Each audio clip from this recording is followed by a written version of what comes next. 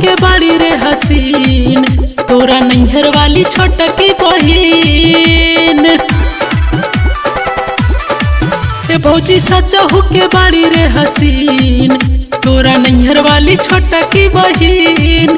नहीं गजरा लगावेली, नहीं गजरा सजावेली, बस घर ले लेके सिर महीन, तोरा नैहर वाली छोटकी बहिन। ए भौजी सचहु के बाड़ी रे हसीन, तोरा नैहर वाली छोटकी बहिन।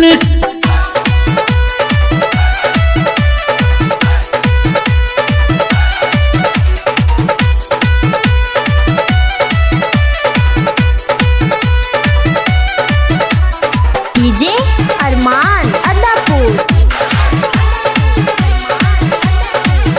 आइल रहे तोहरे साथ भइल रहे मुलाकात, नहीं बोले पाई बात कुछ डरते। जब चली गईले जान मोरा छछने पर न दिल चाहता कि मिले जाए घर पे।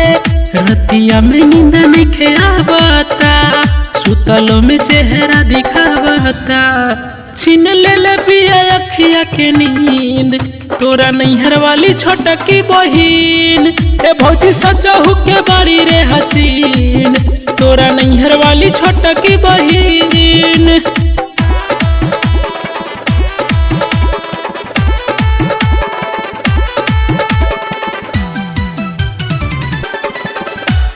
डीजे अरमान, डीजे अरमान, डीजे अरमान, डीजे अरमान।